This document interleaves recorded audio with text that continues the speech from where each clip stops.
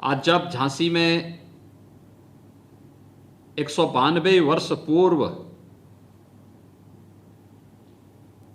उस महान वीरांगना के इस जन्म दिवस के कार्यक्रम को आप सब आयोजित कर रहे हैं, ये उत्तर प्रदेश का सौभाग्य है कि 192 वर्ष पूर्व महारानी लक्ष्मीबाई का जन्म उत्तर प्रदेश में ही काशी में हुआ था और काशी और झांसी के साथ जो संवाद आगे जुड़ता है, ये आज भी हम सब की स्मृतियों को और मातृशक्ति के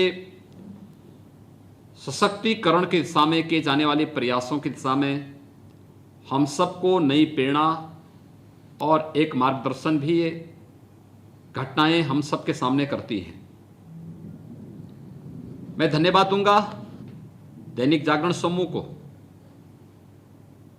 जो दीपांजलि के इस कार्यक्रम के साथ भारत माता की इस महान वीरांगना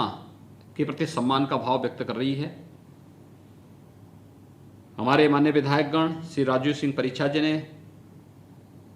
श्री जवाहरलाल राजपूत जी ने मुझे इसके बारे में आमंत्रण भी दिया था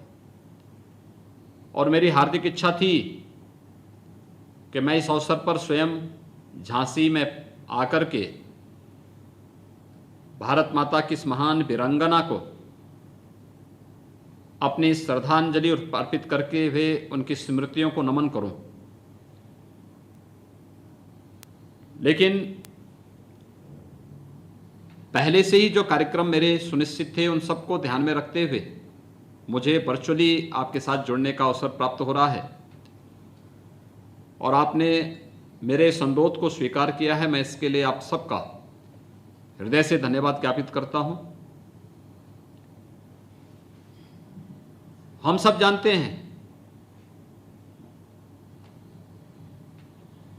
कि इस समाज में कोई व्यक्ति, महिला हो या पुरुष हो, वो योग्यता से परिपूर्ण है।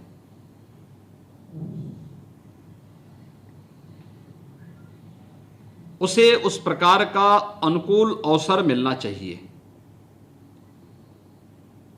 और फिर वीरांगना महारानी लक्ष्मीबाई जिस माहौल में पढ़ी थी, बढ़ी थी, उस माहौल ने उन्हें अपनी मातृभूमि के लिए प्रेरित किया कि मैं हरगिज झांसी को प्रतंत्र नहीं होने दूंगी। और उनका संकल्प ही था कि आने वाले समय में उनका सर्वोच्च बलिदान भारत की नौजवानी के लिए, भारत के नौजवानों के लिए,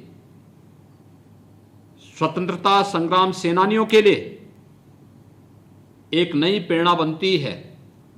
और देश को आजाद होने में कुछ ही दशक के बाद भारत स्वाधीनता का आनंद लेता हुआ महसूस करता है।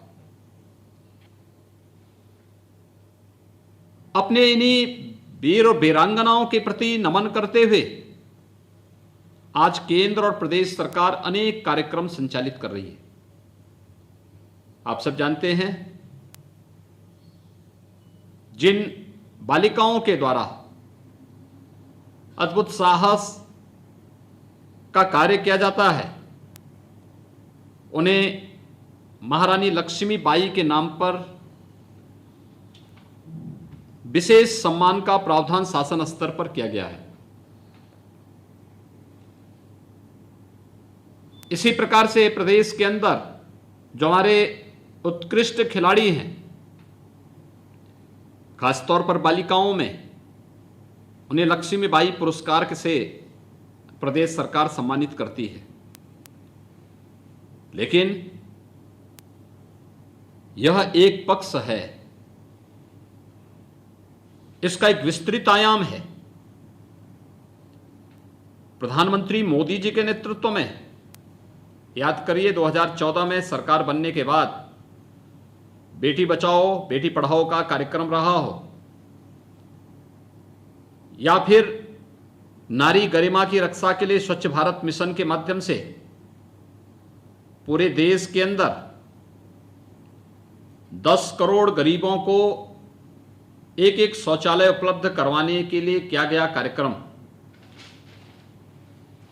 ये केवल स्वास्थ्य के प्रति जागरूकता का या स्वच्छता के प्रति जागरूकता का कार्यक्रम नहीं था, फिर तो स्वच्छता और स्वास्थ्य का आपसी संबंध तो है ही, ये नारी गरिमा का प्रतीक भी बना।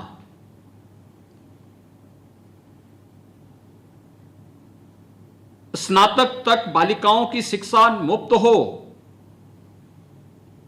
प्रदेश सरकार ने 2017 में आने के बाद इस कार्यक्रम को आगे बढ़ाया।